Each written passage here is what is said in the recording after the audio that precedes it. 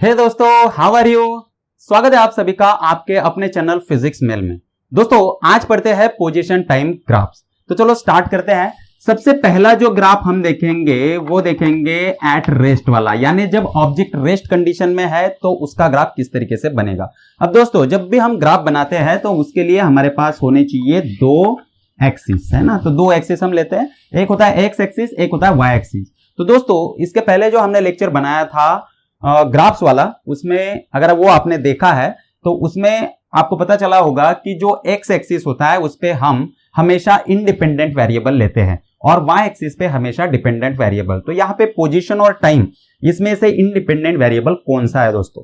तो इसका independent variable है टाइम। टाइम हमारा हमेशा होता है इंडिपेंडेंट वेरिएबल और यहाँ पे पोजीशन डिपेंडेंट है, इसलिए उसको वाई एक्सिस पे ले लिया। तो अगर ऑब्जेक्ट एट रेस्ट में है तो सपोज वो 2 मीटर पे था, तो 2 मीटर पे वो कब है? जब टाइम 0 है। तो यहाँ पे देखो टाइम 0 है, तो टाइम 0 है तो उसका डिस्टेंस कितना है, सॉरी पोजीशन कितना है, 2 मीटर है।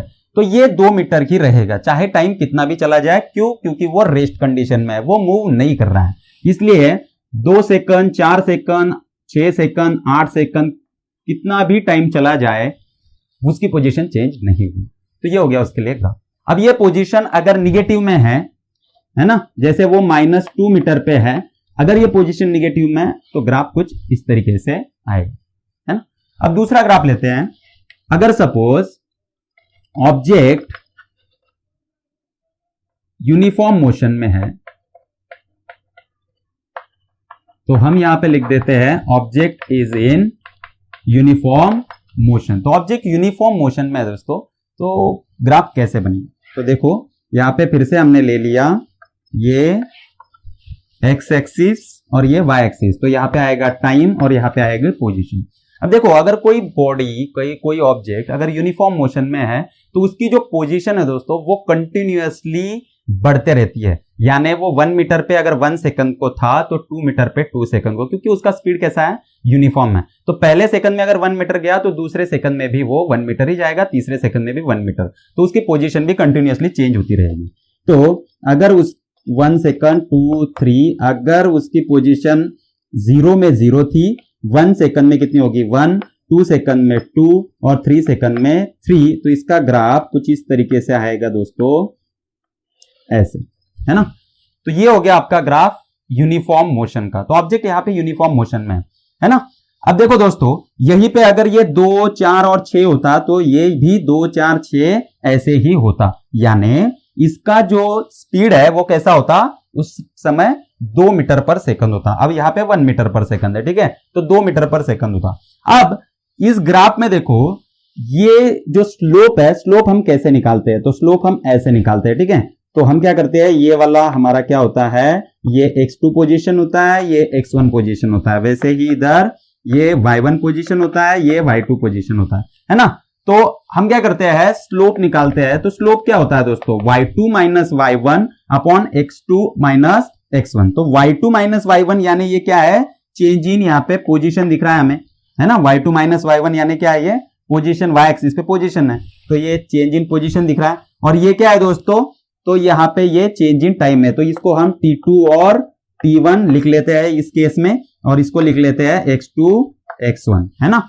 तो स्लोप क्या हो गया, delta x upon delta t, यानी पोजीशन अपॉन टाइम। लेकिन दोस्तों पोजीशन अपॉन टाइम ये किसका फॉर्मूला है? तो ये वेलोसिटी का फॉर्मूला है।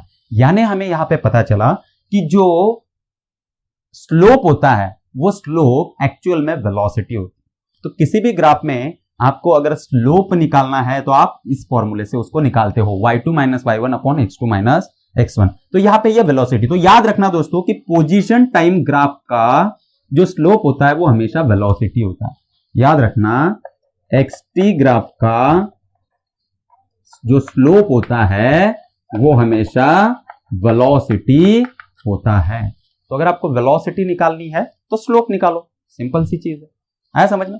अब देखो ये तो हो गया यूनिफॉर्म मोशन के लिए। अगर हम ले लेते हैं uniformly accelerated motion, uniformly accelerated motion, तो उसका ग्राफ किस तरीके से आएगा? तो चलो ड्रॉ करते हैं।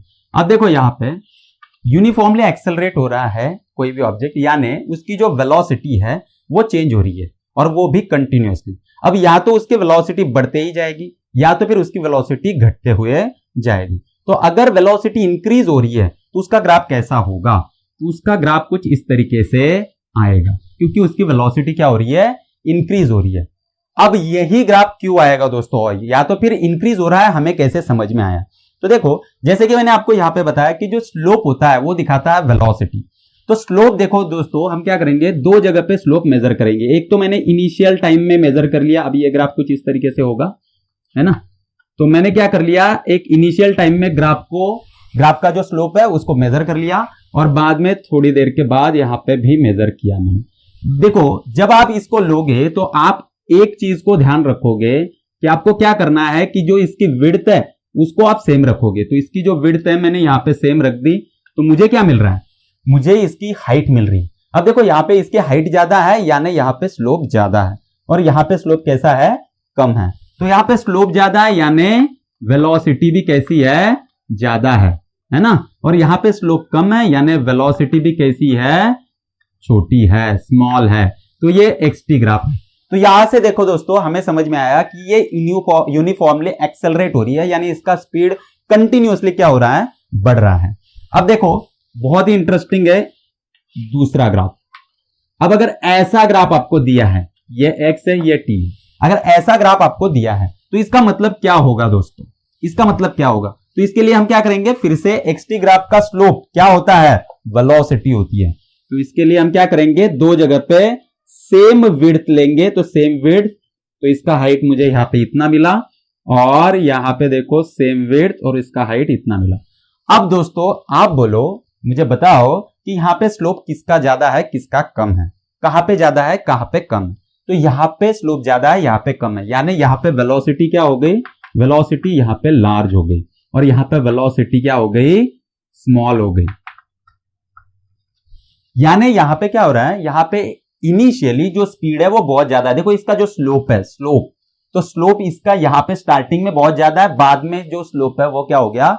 कम हो गया। यानी इनिशियली स्पीड बहुत ज्यादा है या तो फिर वेलोसिटी बहुत ज्यादा है और बाद में वेलोसिटी क्या हो गई? कम हो गई। तो आया आपको समझ में कि कैसे ये जो ग्राफ्स हैं इसको हमें जानना है, कैसे समझना है? आगे आपको चलो और एक लेते हैं। देखो दोस्तों, अगर आपको ऐसे ग्राफ दिया है ना, ये वाला अगर आपको ग्राफ दिया है, ये वाला, तो इसका मतलब क्या होता है? ये एक्स टी ग्राफ है, ये एक्स ये टी, तो इसका मतलब क्या होता है दोस्तों? इसको कैसे समझेंगे? अब देखो यहां पे क्या हो रहा है, इनिशियली जो पोजीशन देखो जहां पे टाइम 0 है वहां पे पोजीशन कैसी है? मैक्सिमम है। और पोजीशन क्या हो रही है? कम कम होते जा रही है। पोजीशन कम कम होते जा रही है। यहां पे देखो कुछ समय के बाद पोजीशन 0 हो गई और उसके बाद में निगेटिव में चली गई पोजीशन। इसका मतलब क्या है कि ऑब्जेक्ट कुछ डिस्टेंस पे है और वो उधर से इधर आ रहा है, डिस्टेंस 0 हो गया यहां पे, ठीक है, स्टार्टिंग पॉइंट पे वो आ गया और यहां से इधर निगेटिव में जा रहा है, यानी उसकी पोजीशन अपोजिट डायरेक्शन में जा रही है। इसका मतलब क्या हुआ? इसका मतलब ऑब्जेक्ट उधर से इधर आ रहा है, यानी उसकी जो वेलोसिटी है वो कैसी है? निगेटिव है ना, इसकी वेलोसिटी निगेटिव है। अब ग्राफ की तरफ देखो, आपको पता चलेगा कि ये जो ग्राफ है ये डिक्रीजिंग वाला ग्राफ है। देखो ये वाले जो थे ना वो इंक्रीजिंग वाले थे, तो इसका मतलब यहाँ पे वेलोसिटी कैसी थी? ये पॉजिटिव वेलोसिटी थी, है ना। यहाँ पे ये जो वेलोसिटी है ये कैसी हो गई? ये निगेटिव हो गई। क्यों? क्योंकि ये डिक्रीजिंग है। तो ये निगेटिव वेलोसिटी का ये क्या है? ग्राफ है। यहाँ पे वेलोसिटी कैसी है? निगेटिव है। ये हमें यहाँ पे समझ में आता है इस ग्राफ से। अब और एक ग्राफ मैं आपको देता हूं। चलो मैंने ये ग्राफ दे दिया आपको, थोड़ा सा थिंकिंग करते हैं। मैंने क्या कर दिया, ये वाला ग्राफ आपको दे दिया, ऐसा है ना, ये ग्राफ दे दिया एक्स टी। तो दोस्तों इसका मीनिंग क्या होगा? क्या होगा इसका मीनिंग? तो देखो इसका मीनिंग क्या होगा, यहां पे टाइम, ये जो टाइम है, सपोज मैं इसको ले लेता हूं 1 सेकंड। तो 1 सेकंड जब टाइम है तब जो पोजीशन है वो 0 से लेके कहां तक जा रही है? इंफिनिटी तक। ये एरो क्या दिखाता है? ये इंफिनिटी तक जा रहा है। तो 0 से लेके इंफिनिटी तक पोजीशन चेंज हो गई, लेकिन टाइम तो 1 सेकंड ही है, टाइम तो चेंज हुआ ही नहीं। इसका मतलब क्या है दोस्तों? इसका मतलब यह है कि ये इम्पॉसिबल थिंग है। ऐसा हो ही नहीं सकता कि कोई ऑब्जेक्ट 0 टाइम में अपनी पोजीशन को इंफिनिटी तक लेके जाए। ऐसा हो नहीं सकता। तो ये जो ग्राफ है दोस्तों, ये एक्चुअल में गलत ग्राफ है। ऐसा अगर ग्राफ दिया है तो इसका मीनिंग आपको समझ में आना चाहिए। चलो अगर आपको ऐसे ग्राफ दिया है दोस्तों, चलो सपोज ये वाला आपको ग्राफ दिया है, ये वाला आपको ग्राफ दिया है, ये पोजीशन टाइम ग्राफ है, तो इसका मतलब क्या है? What is the meaning of this graph? इसका मतलब क्या है? तो इसका मतलब देखो क्या है, ये जो पोजीशन है, ये पोजीशन इनिशियली बहुत ज्यादा है और ये जैसे जैसे टाइम बढ़ रहा है उसकी पोजीशन हो गई 0 और टाइम इधर बढ़ना ही चाहिए, ठीक है, तो टाइम इंक्रीज होना चाहिए, है ना। तो ये जो ग्राफ है ये कुछ इधर जाना चाहिए या तो फिर इधर जाना चाहिए, लेकिन ये ग्राफ तो इधर आ रहा है। इसका मतलब क्या है कि अगर मैं कहीं पे एक टाइम ले लूं, ये वाला टाइम ले लूं, तो इस टाइम को इसकी पोजीशन ये भी है और इसी की पोजीशन ये भी है, तो एक ही ऑब्जेक्ट की दो पोजीशन है एट द सेम टाइम। दोस्तों क्या ऐसा हो सकता है कि एक ऑब्जेक्ट एक समय में दो जगह पे मौजूद हो, है ना, प्लस और माइनस पोजीशन उसके हैं? ऐसा हो सकता है? नहीं हो सकता। इसलिए ये जो ग्राफ है ये भी गलत ग्राफ है, ऐसा पॉसिबल नहीं है। तो दोस्तों जेईई नीट में जो क्वेश्चन आते हैं, 4 ग्राफ आपको दिए रहते हैं, उसमें से आपको करेक्ट ग्राफ चूज करना होता है, तो उस समय आपको ये जो नॉलेज है ये बहुत काम में आने वाला है। अब और एक एग्जांपल मैं आपको देता हूं। सपोज जो ग्राफ है वो कुछ इस तरीके से आपको दिया हुआ है, तो ये मैं यहां पे निकाल देता हूं, ये एक्स पी ग्राफ है, तो ये कुछ ऐसा ग्राफ आपको दिया है। क्या ऐसा ग्राफ पॉसिबल है दोस्तों? क्या ये ग्राफ, या तो फिर अगर पॉसिबल है तो ये ग्राफ किसका है ना? तो इस ग्राफ को जरा ध्यान से देखो, आपको दिखेगा कि ये जो पोजीशन है वो क्या हो रही है, ये पोजीशन इंक्रीज हो रही है पहले और बाद में टाइम जैसे बढ़ रहा है फिर से डिक्रीज हो रही है ना। तो ये ग्राफ क्या एग्जिस्ट कर सकता है?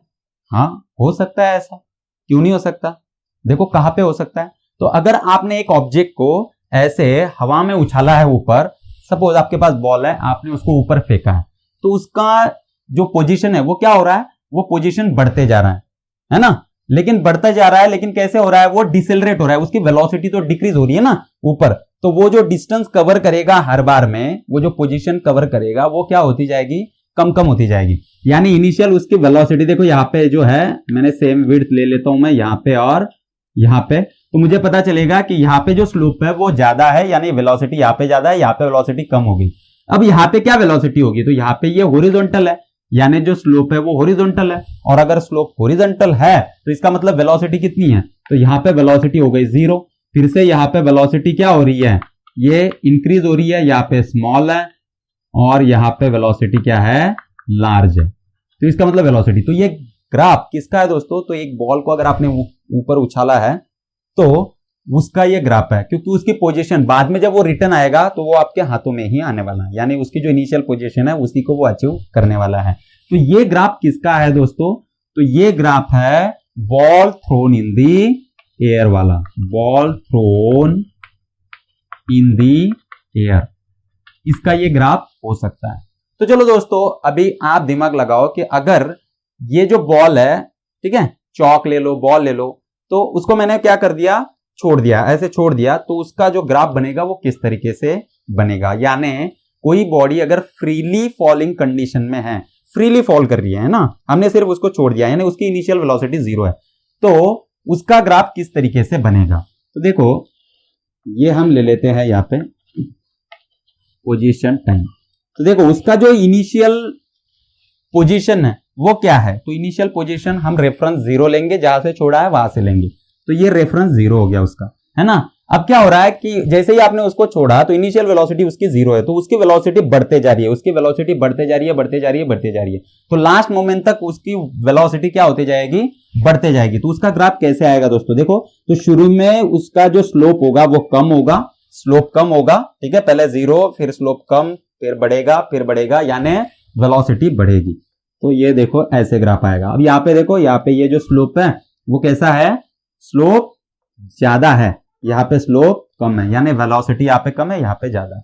अब आप बोलोगे कि सर ये तो निगेटिव वेलोसिटी का यानी डिक्रीजिंग वेलोसिटी का होता है, तो दोस्तों निगेटिव वेलोसिटी यानी डिक्रीजिंग वेलोसिटी नहीं होती, ये पहले आप याद रखना। निगेटिव वेलोसिटी यानी डिक्रीजिंग वेलोसिटी नहीं होती है, अपोजिट डायरेक्शन में वेलोसिटी होती है।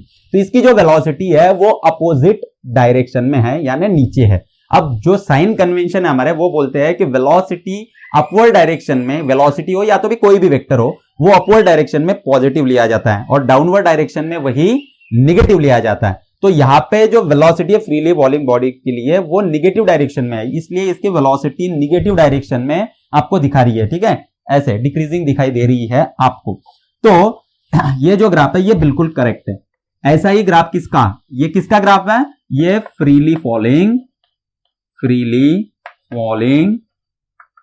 ऑब्जेक्ट, इसका ये ग्राफ है दोस्तों। तो अगर आपको ये पता नहीं है तो आप इसको यहां पे पॉज करके वीडियो को नोट डाउन कर सकते हो, है ना। अब देखो और आगे पढ़ते हैं हम। तो अगर आपको जो इनिशियल पोजीशन है वो अगर आपको गिवन है और आपको बोला है कि ऑब्जेक्ट यूनिफॉर्म वेलोसिटी से मूव कर रहा है, तो उसका ग्राफ कैसे निकलेगा दोस्तों। तो सिंपल है, उसके पास ऑलरेडी पोजीशन है, यानी वो कुछ डिस्टेंस पे ऑलरेडी खड़ा है ना। तो यहाँ पे वो इनिशियल यानी जब टाइम 0 है तो वो यहाँ पे खड़ा है सपोज, तो उसकी जो वेलोसिटी है वो यूनिफॉर्म है। तो यूनिफॉर्म वेलोसिटी का ग्राफ कैसे आता है हमने ऑलरेडी देख लिया, तो ये होगा उसका ग्राफ, है ना। है कितना सिंपल है। ओके, अब आपको ऐसे ग्राफ दिया है ये वाला ग्राफ दिया है ना, और आपको बोला है कि ये पोजीशन नहीं दिया है आपको दिया है ये डिस्टेंस। तो ये डिस्टेंस है और ये टाइम है। तो दोस्तों क्या ये ग्राफ सही है, तो नहीं, ये बिल्कुल सही नहीं है। क्यों, क्योंकि जैसे जैसे टाइम बढ़ रहा है डिस्टेंस यहां तक बढ़ा और वहां से डिस्टेंस घटा है और 0 बना है।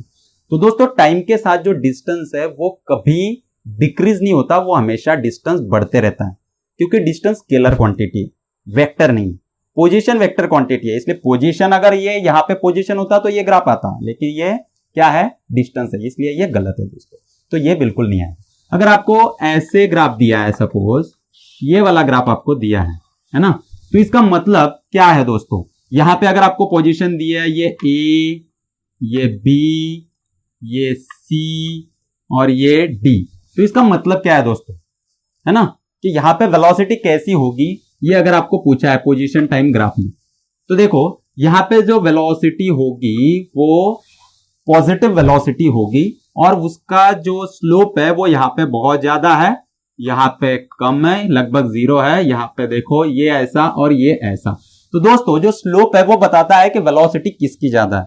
तो यहाँ पे डी की वेलोसिटी सबसे ज्यादा है, ए की उससे कम है और सी की उससे भी कम है और बी की तो वेलोसिटी 0 ही है, क्योंकि ये फ्लैट है ना, यानी यहाँ पे उसकी जो पोजीशन है वो चेंज नहीं हो रही है विथ रिस्पेक्ट टू टाइम। तो अगर आपको इंक्रीजिंग ऑर्डर में लगाना है तो बी, सी, ए और D, this is the right answer. आप उसको कॉपी कर सकते हो बोर्ड से, है ना। अब दोस्तों आपको कई बार कैलकुलेट करने के लिए आता है, जैसे कि मैंने ये दिया 2, 4, 6, 8, ऐसे मैंने ग्राफ दे दिया, ये 2, ये 4, और मैंने क्या किया, ये ऐसे किया है, ये ऐसे और यहां से ये ऐसे। तो दोस्तों आपको बोला है यहां पे कि ये जो ग्राफ है ये ए पार्ट है एक्सटी ग्राफ में, ये बी पार्ट है और सी पार्ट है। तो आपको क्या निकालना है, वीए, वीबी और वीसी, ये तीनों आपको क्या करने हैं, कैलकुलेट करने हैं। तो दोस्तों इसको आप कैसे कैलकुलेट करोगे, सिंपल है कि आपको क्या करना है, स्लोप निकालना है। स्लोप निकालने के लिए हम क्या करते हैं, हम y2 minus y1 upon x2 minus x1।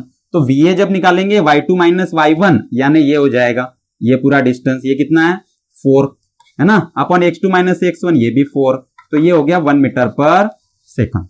यहां पे देखो ये फ्लैट है, इसका मतलब क्या है कि इसकी वेलोसिटी यहाँ पे 0 है ना, और ये जो है ये निगेटिव वेलोसिटी होगी दोस्तों, क्योंकि डिक्रीजिंग ग्राफ है तो निगेटिव वेलोसिटी है।